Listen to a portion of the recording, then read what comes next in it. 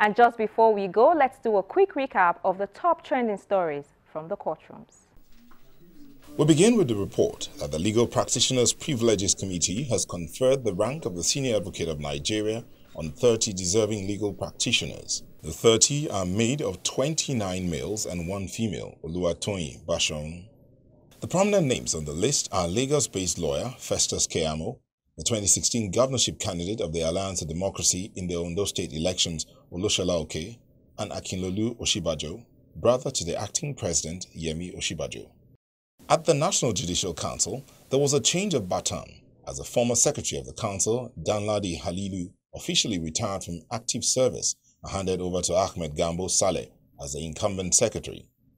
The new secretary until his appointment was the immediate past chief registrar of the Supreme Court of Nigeria. He worked briefly as a private legal practitioner before joining the service of Jigawa State Ministry. Mr. Saleh was also a one-time chairman of the Nigerian Bar Association Dutse branch in 2008. In the latter part of that same year, he was appointed a special assistant to the former Chief Justice of Nigeria, Honorable Justice Idris Kutigi. In 2010, he was appointed a Deputy Director Litigation before his appointment as the 16th Chief Registrar of the Supreme Court of Nigeria. And on to the courtrooms.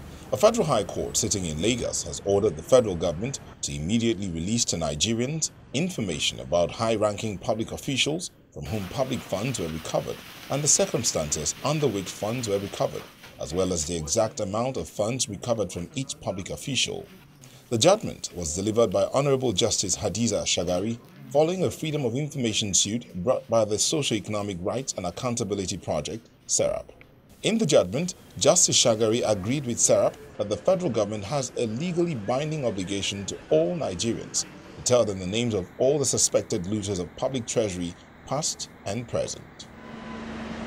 The trial of Justice Rita Ophelia Jumogobia and a senior advocate of Nigeria, Godwin Obla, also came up at the Lagos High Court sitting in Ikeja. A former Deputy Controller General, Nigerian Customs Service, Mr. Musa Tahir, who testified for the prosecution, said he had no clue why the service paid 12 million naira into Justice Rita Ophelia Jumogobia's bank account. While testifying on May the 26th, the witness had told the court that the Customs Service had paid 12 million naira sourced from 12 area commands into the bank account of the judge. Justice Hakeem Oshodi has adjourned the case until September the 29th to listen to the testimony of yet another prosecution witness.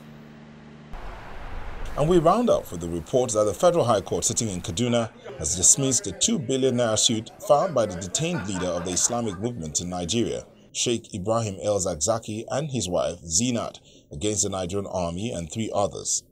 The Shiite leader had dragged the Nigerian Army, the Chief of Army Staff, Lieutenant General Yusuf Buratai, the Attorney General of the Federation, and the Kaduna State government before the court over alleged violation of his rights, the destruction of his property, and the killing of his 3 children in December 2015.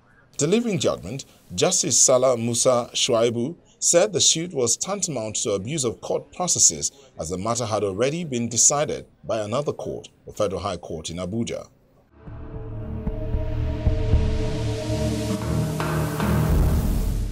And that's the program this week. You can watch it again on our YouTube channel. Kindly give us feedback via any of our social media handles.